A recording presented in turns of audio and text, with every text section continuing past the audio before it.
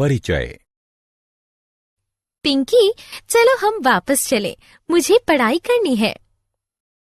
थोड़ा ठहरो, मैं तुम्हें कुछ दिखाना चाहती हूँ। क्या? थोड़ा ऊंचे स्वर में कुछ बोलो। पिंकी! अरे ये क्या? इसको तो प्रध्वनि कहते हैं। प्रध्वनि? ये तो बड़ा दिलचस्प है। हाँ, क्या तुम इस विषय में अधिक जानना चाहती हो? हाँ, बताओ ना। चलो, मैं तुम्हें ध्वनि के संबंध में सब कुछ बताती हूँ। उद्देश्य। इस पाठ के अंत में आप निम्न करने में सक्षम हो जाएंगे: ध्वनि की उत्पत्ति को समझना, ध्वनि के प्रसार को समझना, ध्वनि तरंगों के लक्षणों को बताना, ध्वनि तरंगों के परावर्तन को समझना, प्रतिध्वनि और अनुगूंज को परिभाषित करना, सोनार को परिभाषित करना एवं मानव कान की संरचना की व्याख्या करना। ध्वनि की उत्पत्ति। बच्चों, हम जानते हैं कि ध्वनि वैसा संवेदन अथवा अनुभूति है जिसे हम सुनते हैं। कंपन करने वाली वस्तु से ध्वनि उत्पन्न होती है। जब कोई वस्तु अथवा पदार्थ गति करता है तो कंपन होता है। कंपन का अर्थ है किसी वस्तु अथवा पदार्थ का तेज गति से आगे पीछे होना। आइए कुछ उदाहरणों के माध्यम से जानते हैं कि नियत ध्वनियां कैसे उत्पन्न होती हैं। मानव ध्वनि। किसी व्यक्ति की आवाज अथवा ध्वनि उसके स्वर रज्जुओं में कंपन के कारण उत्पन्न होती है। पशु ध्वनि। जब पक्षी अपने पंख फड़फड़ाते हैं तो ध्वनि उत्पन्न होती है। मधुमक्खियां जब उड़ती हैं तो भन भन की ध्वनि उत्पन्न होती है। ऐसा उनके पंखों की तेज गति के कारण होता है। मधुमक्खियों के पंखों की तेज गति से वायु में कंपन होता है और भन भन की ध्वनि उत्पन्न होती है। संगीत स्वर। विभिन्न वाद्य यंत्रों के माध्यम से भिन्न भिन्न प्रकार की ध्वनियां निकलती हैं। ध्वनि के लिए कुछ वाद्य यंत्रों पर किसी वस्तु से क्रमिक चोट करनी पड़ती है तो कुछ वाद्य यंत्र तथा बीन अथवा वायलिन में एक या इससे अधिक तार खींचने से कंपन उत्पन्न होता है और इस कारण स्वर लहरी फूटती है।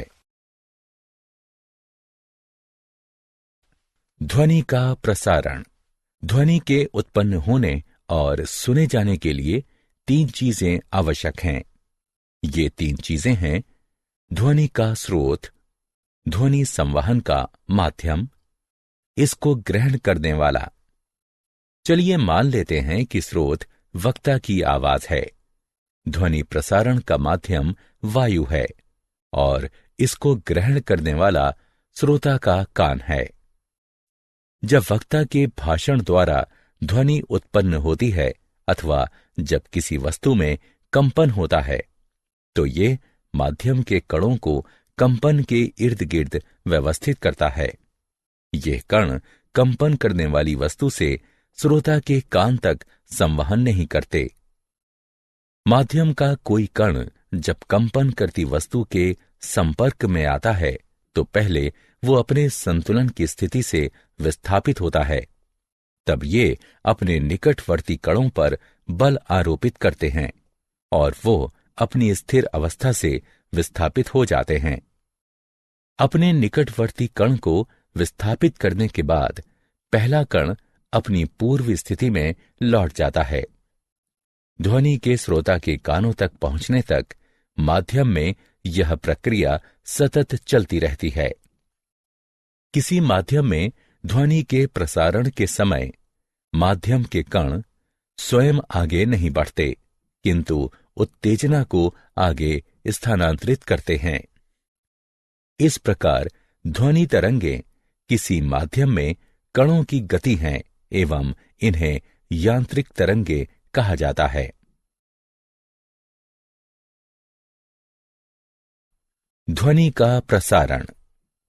क्या तुम मुझे ध्वनि के सबसे सामान्य माध्यम के बारे में बता सकती हो? वायु वो सामान्य माध्यम है जिसके द्वारा ध्वनि तरंगें संचरण करती हैं। जब कंपन करती कोई वस्तु आगे बढ़ती है तो यह अपने सामने की हवा को धक्का देती है और संकुचित करती है, जिससे उच्च दबाव का एक क्षेत्र बनता है। यह क्षेत्र संपीड़न यानी सी कहलाता है। और जब कंपन करती वस्तु पीछे की तरफ बढ़ती है तो यह निम्न दाब का क्षेत्र निर्मित करती है, जो विसरण आर कहलाता है।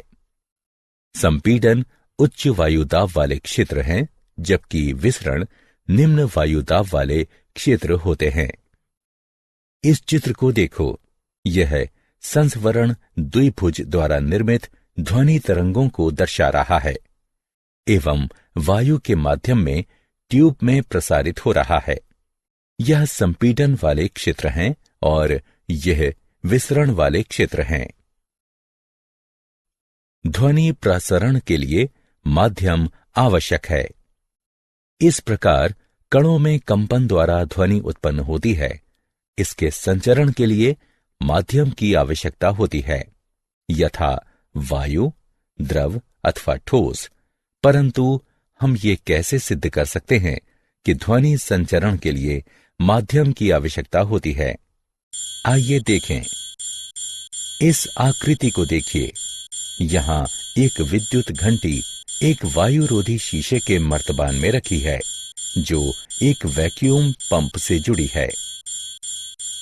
जैसे ही विद्युत घंटी का परिपथ पूर्ण होता है, ध्वनि सुनाई पड़ती है। अब यदि हम धीरे धीरे वैक्यूम पंप की सहायता से मर्तबान से वायु बाहर निकालते हैं, ध्वनि की तीव्रता घटने लगती है और अंततः जब मर्तबान से पूरी वायु निकाल ली जाती है, तब ध्वनि भी सुनाई नहीं पड़ती। हमने घड़ियाल पर लगातार पड़ते हथौड़े की चोट देखी होगी। इससे यह स्पष्ट रूप से सिद्ध होता है कि ध्वनि को संचरण के लिए माध्यम की आवश्यकता होती है। ध्वनि तरंगें अनुदैर्ध्य तरंगें हैं। वैसी तरंग जिसमें माध्यम के कण उसी दिशा में आगे पीछे कंपन करते हैं जिस दिशा में तरंग का संचरण हो रहा है, तो उसे अनुदैर्ध्य तरंग कहते हैं। 3 माध्यमों ठोस, द्रव एवं गैस में अनुदैर्ध्य तरंगें उत्पन्न की जा सकती हैं। ध्वनि तरंगें अनुदैर्ध्य होती हैं क्योंकि कणों के कंपन की दिशा तरंगों की दिशा के समांतर होती है। जब कोई ध्वनि तरंग वायु से गुजरती है, ध्वनि तरंगों के समांतर वायु के कण आगे पीछे कंपन करते हैं। इस प्रकार जब एक ध्वनि तरंग क्षैतिज दिशा में संचरण करती है, तो माध्यम के कण भी क्षैतिज दिशा में आगे पीछे कंपन करते हैं, परंतु दिशा ध्वनि के समांतर होती है। उदाहरण के लिए, जब वायलिन के तार को छेड़ा जाता है तो वायु में एक तरंग उत्पन्न होती है। इस तरंग को अनुदैर्ध्य तरंग कहते हैं। एक अन्य प्रकार की तरंग भी होती है जिसे हम अनुप्रस्थ तरंग कहते हैं। अनुप्रस्थ तरंग वैसी तरंग है जिसमें माध्यम के अलग अलग कण तरंग संचरण की दिशा के लंबवत अपनी अपनी मध्य स्थितियों में गतिविधि करते हैं।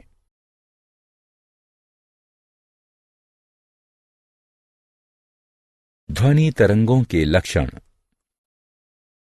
एक ध्वनि तरंग को 3 आधारभूत लक्षणों से परिभाषित किया जा सकता है। यह लक्षण है इसकी आवृत्ति, आयाम एवं गति। 1 सेकंड में जितने तरंग दैर्ध्य उत्पन्न होते हैं उसे आवृत्ति कहते हैं। यह किलोहर्ट्ज अथवा प्रति सेकंड चक्र में मापा जाता है। ध्वनि स्रोत जितनी तीव्र गति से स्पंदित होगी, आवृत्ति उतनी अधिक होगी। उच्च आवृत्ति को उच्च स्वर के रूप में व्याख्यायित किया जाता है। उदाहरण के लिए, जब तुम उच्च स्वर में गाते हो तो तुम अपने स्वर रज्जुओं को तीव्र गति से स्पंदन के लिए बाध्य करते हो। इस प्रकार उच्च स्वर वाली ध्वनि का अर्थ है प्रति इकाई समय में किसी निश्चित बिंदु पर संपीडन एवं विसरण की अधिक संख्या। भिन्न भिन्न आकार वाली वस्तुओं एवं परिस्थितियों में विभिन्न आवृत्तियों पर कंपन से अलग अलग स्वर ध्वनियां उत्पन्न होती हैं। यह सामान्य तौर पर एक ग्रीक अक्षर न्यू द्वारा दर्शाई जाती है। इसकी एस इकाई हर्ट्ज है। हम जानते हैं कि संपीडन वाले क्षेत्रों में कणों की संख्या ज्यादा होती है और इन्हें वक्र की ऊपरी सतह द्वारा दर्शाया जाता है। वक्र की चोटी अधिकतम संपीडन क्षेत्र का प्रतिनिधित्व करती है। इस प्रकार संपीडन क्षेत्र में घनत्व और दबाव दोनों अधिक होते हैं। विसरण निम्न दाब क्षेत्र होता है, जहां कण बिखरे होते हैं और इन्हें घाटी द्वारा दर्शाया जाता है, अर्थात वक्र के निचले हिस्से द्वारा। तरंगों के ऊंचाई वाले क्षेत्र को शिखर और निचले क्षेत्र को गर्त कहते हैं। दो क्रमागत संपीडनों सी अथवा दो क्रमागत विसरणों यानी आर के बीच की दूरी को तरंग दैर्ध्य कहते हैं। सामान्यतः तरंग दैर्ध्य को एक ग्रीक अक्षर लैम्डा द्वारा दर्शाया जाता है। इसकी SI इकाई मीटर यानी m है। ध्वनि तरंगों के लक्षण। दो क्रमागत संपीडन अथवा विसरण द्वारा एक निश्चित बिंदु तक पहुंचने में लगे समय को तरंग अवधि अथवा परिक्रमण काल कहा जाता है। इसे एक प्रतीक चिन्ह T द्वारा दर्शाया जाता है। इसकी SI इकाई सेकंड यानी S है। आवृत्ति एवं समय का संबंध निम्न है। V बराबर 1/T। किसी तरंग संकेत की क्षमता अथवा शक्ति को उसका आयाम कहते हैं, अथवा कह सकते हैं कि ग्राफ पर तरंग की ऊंचाई ही उसका आयाम है। मूलतः ध्वनि की प्रबलता अथवा कोमलता उसके आयाम द्वारा ही निर्धारित होती है। ध्वनि तरंग के आयाम उस बल पर निर्भर हैं जो किसी वस्तु में कंपन के लिए लगाए जाते हैं। गति। ध्वनि की गति को उस दूरी द्वारा परिभाषित किया जाता है जो तरंग के किसी बिंदु पर प्रति इकाई समय में संपीडन अथवा विसरण द्वारा तय की जाती है। हम जानते हैं गति v बराबर दूरी बटे समय जो कि लैम्डा बटे t के बराबर है। यहां लैम्डा ध्वनि तरंग का तरंग दैर्ध्य है। यह एक समय अवधि t में ध्वनि तरंग द्वारा तय की गई दूरी है। v बराबर लैम्डा v कोष्ठक में q 1/t बराबर v या v बराबर लैम्डा v। इस प्रकार न्यू बराबर लैम्डा गुणा v है, अर्थात गति बराबर तरंग दैर्ध्य गुणा आवृत्ति। विभिन्न माध्यमों में ध्वनि की चाल। ध्वनि की गति उस पदार्थ पर निर्भर करती है जिसके माध्यम से यह गुजरती है। ध्वनि की गति द्रव अथवा गैस की तुलना में ठोस पदार्थ में अधिक होती है, क्योंकि गैस अथवा द्रव की तुलना में ठोस पदार्थ में अणु एक दूसरे के अधिक निकट होते हैं। इस तालिका की मदद से आप पता लगा सकते हैं कि 25 डिग्री सेल्सियस पर विभिन्न माध्यमों में ध्वनि की क्या गति होती है। ध्वनि का परावर्तन। प्रकाश की तरह ध्वनि भी किसी ठोस अथवा द्रव की सतह पर परावर्तित होती है। ध्वनि के परावर्तन एवं प्रकाश के परावर्तन के नियम एक समान होते हैं। आपतन कोण परावर्तन कोण के बराबर होता है। आपतित, परावर्तित एवं सामान्य तरंगें एक ही सतह पर होती हैं। ध्वनि तरंगें बड़े, कठोर, चिकने, क्षैतिज सतहों एवं सतहों से बहुत दूर यथा दीवारों, भवनों एवं चट्टानों पर भी परावर्तित हो सकती हैं। इस प्रकार की सतहों से ध्वनियों का जो परावर्तन होता है, प्रतिध्वनि उसी से उत्पन्न होती है। हमारे मस्तिष्क में ध्वनि की संवेदना 0.1 एस तक रहती है।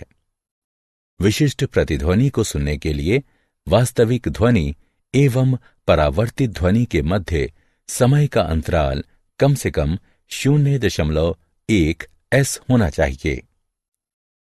यदि हम दिए गए तापमान 22 डिग्री सेल्सियस पर वायु में ध्वनि की गति को 344 m/s रखते हैं, तो ध्वनि को अवरोध तक पहुंचने और वहां से परावर्तित होकर श्रोता के कान तक आने में 0.1 एस का समय लगेगा। अतः अपने प्रस्थान बिंदु से लेकर परावर्तन सतह एवं परावर्तन सतह से पुनः प्रस्थान बिंदु तक लौटने में ध्वनि द्वारा तय की गई कुल दूरी को कम से कम 344 m/s इंटू 0.1 एस बराबर 34.4 m होना चाहिए।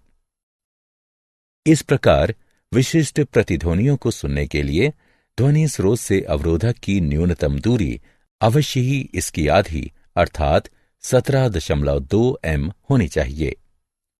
वायु के तापमान में परिवर्तन के साथ यह दूरी भी बदलती है। क्रमशः अथवा एकाधिक परावर्तनों के कारण प्रतिध्वनि एक से अधिक बार भी सुनी जा सकती है। गूंज दृढ़तापूर्वक बार बार ध्वनि परावर्तन के परिणाम स्वरूप जो ध्वनि उत्पन्न होती है उसे गूंज कहा जाता है। गूंज तब अनुभव होती है जब परावर्तित ध्वनि तरंगे आपके कानों तक 0.1 सेकंड से भी कम समय में पहुंच जाती हैं। उदाहरण के लिए एक बड़े कक्ष में जो ध्वनि उत्पन्न होगी वह देर तक बार बार दीवारों से परावर्तित होगी जब तक कि उसकी त्वरा घटते घटते इतनी कम हो जाएगी कि सुनी नहीं जा सके। आइए अब एक समस्या का हल करते हैं। एक व्यक्ति एक चट्टान के पास चिल्लाता है एवं 5 सेकंड के बाद प्रतिध्वनि सुनता है।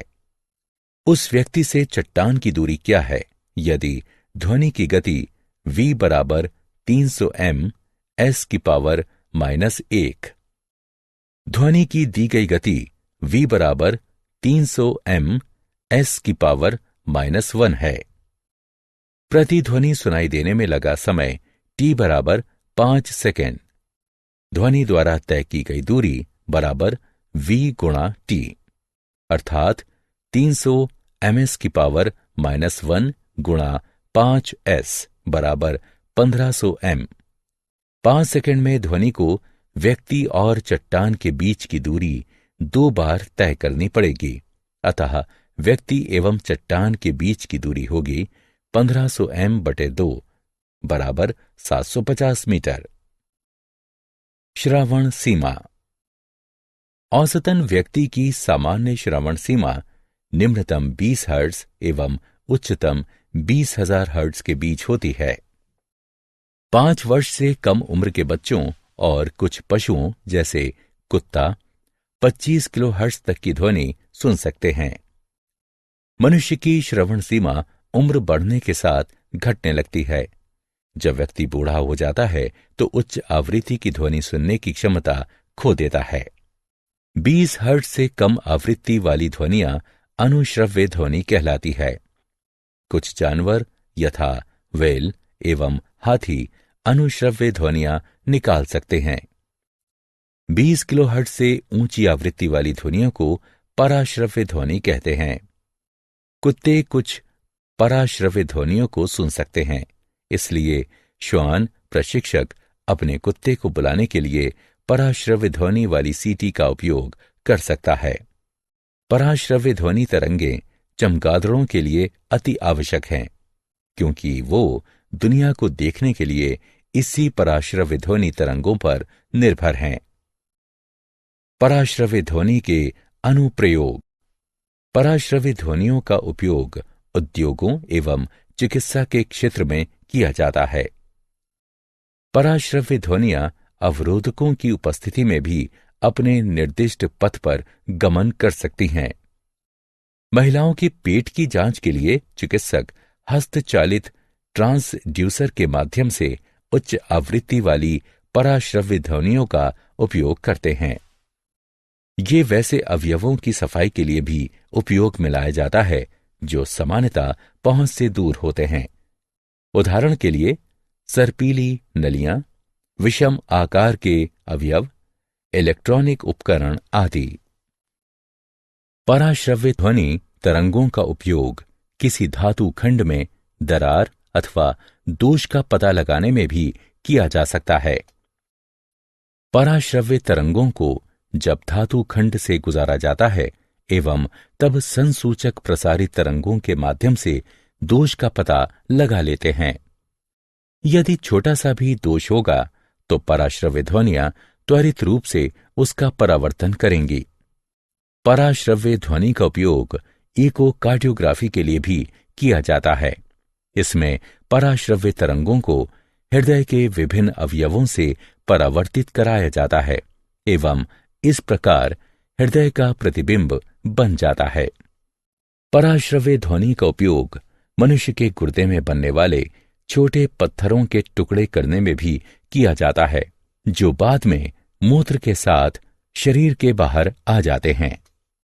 सोनार। सोनार वो यंत्र है जो पराश्रव्य तरंगों की सहायता से पानी के भीतर की वस्तुओं का वेग, दिशा एवं दूरी मापता है। सोनार वस्तुतः साउंड नेविगेशन एंड रेंजिंग का संक्षिप्त रूप है। इस तरह सोनार का अर्थ हुआ ध्वनि संचालन द्वारा नौवहन को श्रेणीबद्ध करना। सोनार में एक ट्रांसमीटर एवं एक संसूचक होता है और यह किसी नाव अथवा जहाज में लगा रहता है। ट्रांसमीटर पराश्रव्य तरंग उत्पन्न करता एवं प्रसारित करता है। यह तरंगें पानी में संचरण करती हैं और समुद्र तल में किसी वस्तु से टकराने के बाद परावर्तित होती हैं तो संसूचक को इसकी सूचना मिल जाती है। पराश्रव्य तरंगों को संसूचक विद्युत संकेतों में परिवर्तित कर देता है, जो उसकी उचित व्याख्या कर देता है। इको रेंजिंग तकनीक की सहायता से उस वक्त की दूरी का पता लगाया जा सकता है जिससे परावर्तन के बाद ध्वनि तरंगों ने संसूचक को संकेत दिया था। मान लेते हैं कि पराश्रव्य ध्वनि तरंगों के संकेतों के संचरण एवं ग्रहण के बीच समय का अंतराल t है एवं समुद्र सतह पर ध्वनि का वेग v है। पराश्रव्य तरंगों द्वारा तय की गई कुल दूरी 2d है, तो 2d बराबर v/t होगा। इसी को इको रेंजिंग तकनीक कहते हैं। मानव के कान की संरचना। कान मुख्य रूप से 3 भागों में विभक्त होता है: बाह्य, मध्य एवं आंतरिक। ध्वनि को पहचानने एवं समझने में कान के प्रत्येक भाग की अपनी विशेष भूमिकाएं होती हैं। कान के बाहरी भाग को पिन्ना अर्थात कर्णपाली कहते हैं। यह अपने आसपास के वातावरण से ध्वनि ग्रहण करता है। एकत्र ध्वनि कर्णपाली से गुजरते हुए श्रवण नालिका में जाती है। श्रवण नालिका के अंतिम छोर पर एक पतली झिल्ली होती है जिसे कर्णपटल अथवा कान की झिल्ली कहते हैं। जब संपीडन अथवा विसरण कर्णपटल तक पहुंचती है तो यह झिल्ली अंदर एवं बाहर की तरफ गति शुरू कर देती है। इस प्रकार कर्णपटल कंपन करने लगता है। यह कंपन मध्य कर्ण की 3 हड्डियों घन, आहरण एवं वलयक द्वारा परिवर्तित होती है। तत्पश्चात मध्य कान इन स्पंदनों को आंतरिक कान की दिशा में संचरित कर देता है। आंतरिक कान के भीतर कंपन अथवा विविध दबाव कर्णावर्त द्वारा विद्युत संकेतों में परिवर्तित हो जाता है। यह विद्युत संकेत श्रोता की श्रवण तंत्रिका के माध्यम से मस्तिष्क तक पहुंचते हैं एवं मस्तिष्क इसकी व्याख्या ध्वनि रूप में कर लेता है। क्या आप जानते हैं हेनरिक रुडोल्फ हर्ट्ज का जन्म 22 फरवरी सन 1857 को जर्मनी के हैम्बर्ग में हुआ था एवं बर्लिन विश्वविद्यालय में उन्होंने शिक्षा ग्रहण की। उन्होंने अपने प्रयोगों से जैसी मैक्सवेल के विद्युत चुंबकीय सिद्धांत की पुष्टि की।